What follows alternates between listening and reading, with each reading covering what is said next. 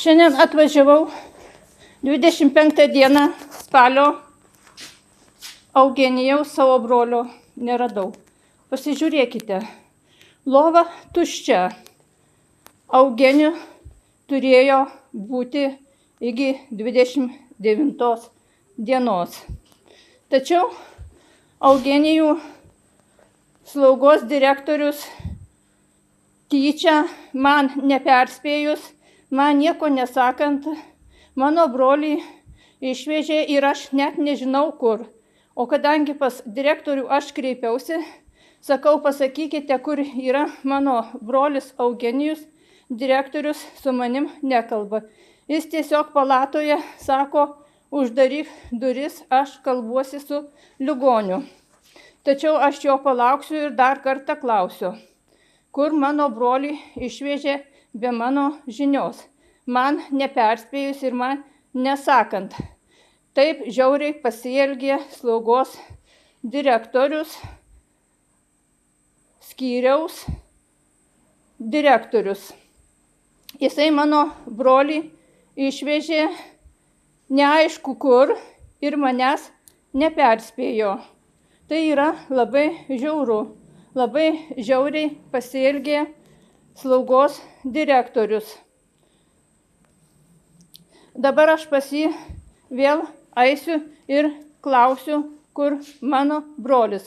Šis Alytaus slaugos direktorius visai nenori su manim kalbėtis.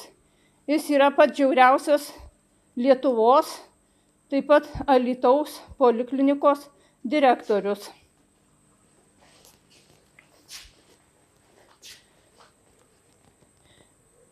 Šitoj ligoniniai mano brolis turėjo būti iki 29 dienos. Jam priklauso 4 mėnesiai slaugos. Tačiau šiandien yra 25 diena, pirmadienis, tačiau kai matote, mano brolio nėra. Mano brolis išvežtas ir aš net nežinau, kur išvežtas.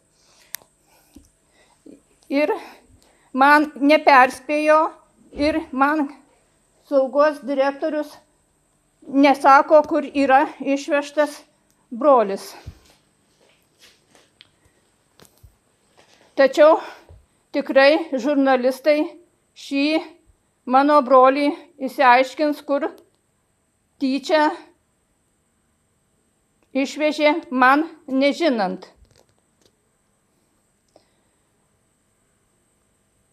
Aš dar kartą kartoju, kad mano brolis šioje ligoninėje turėjo būti iki lapkričio 29 dienos. Bet aš atvažiavus ryte, pripirkus jam maisto produktų, aš dabar nežinau iš tikrųjų, kur man juos dėti, nes šie maisto produktai yra skirti mano broliui. Taigi, dar kartą jums kartoju ir pasakoju, kad 25 dieną dabar atvažiavus 12 valandą brolio neradau. Brolis išvežtas man nežinant kur. Tai pasielgė Alytaus slaugos direktorius. Aš manau, kad jis tai daro tyčia, nes yra labai žiaurus gydytojas. Šitam gydytojui visi gulintys žmonės perka pampersus, o pampersų pirkti nereikia, nes tai apmoka už pampersus ligoniniai, apmoka ligonių kasa ir iš privalomų sveikatos draudimo. Taigi, dar kartą eisiu, susitiksiu ir klausiu, kur brolis. Tiesiog, jeigu nerasiu brolio, įsikviesiu policiją, gal ta paaiškins, kur buvo brolis išvežtas.